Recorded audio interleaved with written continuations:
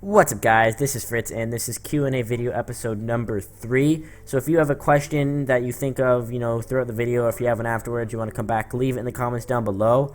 I will definitely answer it if I haven't already in one of the episodes. I think 1, 2, or 3. This will be the third. And, yeah, so the gameplay is from AMB Sniped. He's a good friend of mine, and I go to the same school as him. And he's a beast at league play. He's got some insane score here. I don't know, like 60 and 11, which is really good. It's better than I could do for sure. So the gameplay's not terribly important, however, it's more about the questions, which I will jump into right now. So first question we got from AD4Boss, and he asks, has YouTube and editing changed your life in any way? Love your videos, heart, and thanks for that last part. So I'd like to think that, this YouTube thing was kind of like a butterfly effect for me, and what I mean by that is, this will lead to something, that will drastically change my life for the better. And what I mean by that is, you hear stories all the time of people who do something simple, without really thinking of the consequences in the future. For example, doing something bad in school and then going to detention and then meeting your future wife there, and that completely changes, the path of your life. And had you not, done whatever you did to get in detention, you wouldn't know that person who is now your wife. And hopefully that made sense. But, I'd like to think YouTube has done that for me in the future. That's kind of cool. I don't think it, right now, I don't think it's doing anything, life-changing. It's a hobby just like everyone else has their hobbies. But, I'd like to think that in the future, somehow this leads to a really happy life in the future for me. And the next question comes from Minsa, and he asks, who is your favorite FaZe member? And, there's a lot of people in FaZe who I really enjoy watching. Like Twist, Ramos, Rain, Viz, Jinx. A lot of the trick shotters, I always watch their episodes. I've been watching them forever, so why not? One of the people in FaZe who every time he uploads, I never miss it, is FaZe Force, because he always has just the best editors do his things. And obviously, me being an editor, that's kind of what's really important to me. If I see an episode, the clips could be amazing, but if it's not done in a good edit, then I don't know, I tend not to enjoy it as much. But so yeah, I think I look up a lot to the editors though too. Like Ninja I look up to, or Ninjask, Meek, Mink, of course, Fatal. All the FaZe editors, I really look up to. So I don't necessarily have a favorite key member who I would say you're the best, but there's a handful of them who I find to be really entertaining in my opinion. And next up we got a question from Dare Flux, the JM Media, and he asks, what is your opinion on where the Call of Duty community is at now? Well, first off, let me just point out that I don't think the developers at Activision and Treyarch and Infinity Ward, I highly doubt they had any clue what was going to happen, to Call of Duty. I would put money on it that when Call of Duty 1 and 2 came out, they didn't expect it to become, among the most, the best-selling entertainment of all time. This stuff outsells movies, for crying out loud, and that's huge. And as far as where we are now, I think it's really interesting how we have we're all Call of Duty fans, obviously, if we play the game, and then our big group of gamers, I guess you could call us, have kind of divided into little subgroups, and it's kind of interesting. I don't know any other games that this has happened. And what I mean by subgroups is you have us, the trick shotters and snipers and the people who do the YouTube episodes and stuff. Then you have the commentators and people who do troll videos and everything. And then you have, the average Joes who just play, they don't really, do much about it. It's just a video game to them. Or, it is just a video game, but, it's nothing special. It doesn't leave the console. And then you have the people who do, competitive stuff. And, there's probably other groups in there, you could say, oh, My Only is a group. But you know what I mean. And how there's, little tiny communities within the great big community. And, I think that's really neat. I don't think it's happened in any other game. And, I'm just kind of thinking about that the other day, and it was kind of interesting. So, good question, Flux. Very well done. Next up, we got a question from the main man, Brian. Nice YouTube name.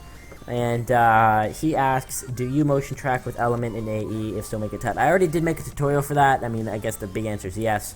But I did make a tutorial for that. And if you are interested, the link's in the description for those who haven't already seen it. And I'm just going to give a little kind of background, why I use Element over Cinema 4D. Personally, I prefer Cinema 4D over Element. I think it's better. I think it looks better. But I'm not, extremely computer savvy. I can't tell you what's a good processor and what isn't. I'm not that in depth with all this, which I gotta, inform myself. But well, whatever. So basically, every time I try to render in Cinema 4D, I just freeze. Like everything on the computer freezes, mouse freezes, time freezes, like on the little corner, and I can only render like 5 minutes at a time, and that's by far not enough to render in Cinema 4D. Normally, you'd have to render overnight, and then if not overnight, then during school. So I mean, like I would definitely prefer to use Cinema 4D over Element. I gotta go with what I can do. So that's Element. That's why I've been using that, for a long time. As soon as I got my new computer, because Cinema 4D doesn't work for me.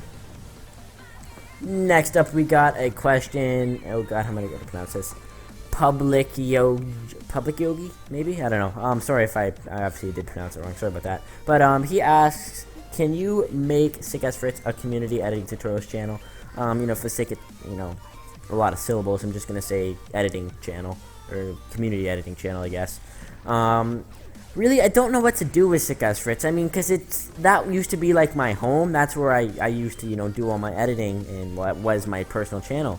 And then I moved to Just Like Fritz. And Sick as Fritz has 11,000 subscribers, like 11,700 or something. I don't know the exact number, something like that. So that's in the ballpark. And that's a lot of people to be subscribed to a channel, and that channel is just sitting there, and I want to say it's collecting dust, but it's not. I mean, I didn't private any videos. Everything on there is just exactly how I left it, as if I, just all of a sudden quit and left it. So, I mean, every day it is helping people with the tutorials and stuff.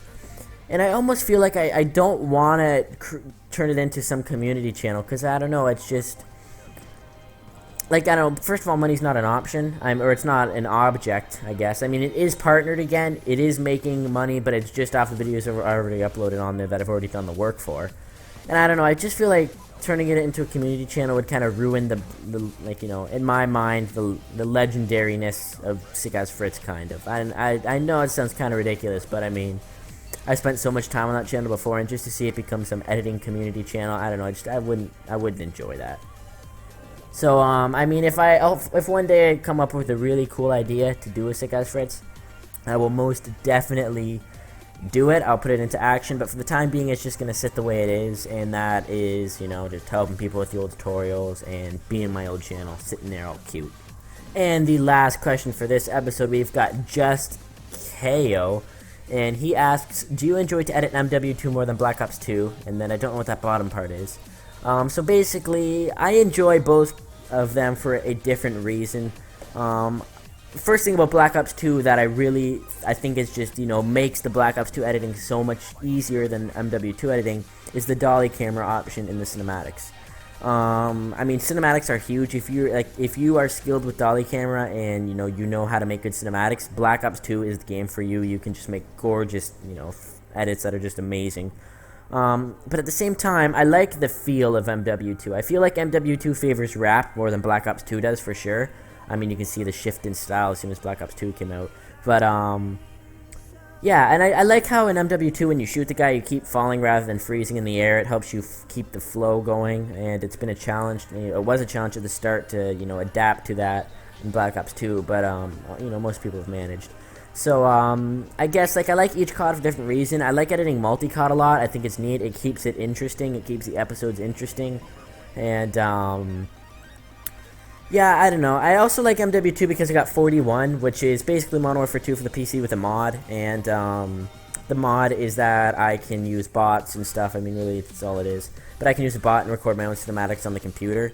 And, which is really, really neat, and I can have a cool field of view, and, I can mess with the depth of field and everything, and, yeah, I mean, that's really helpful with MW2. I mean, you can be really creative and stuff like that. So that's the end of this episode, and, make sure to leave a like if you did, in fact, enjoy it. Gameplay was beastly, 64 and 11 in League play. I know the gameplay was a little bit laggy, but I didn't want to let it go to waste. I mean, it's just such an amazing game. So, I'm Fritz, I'm out, and peace.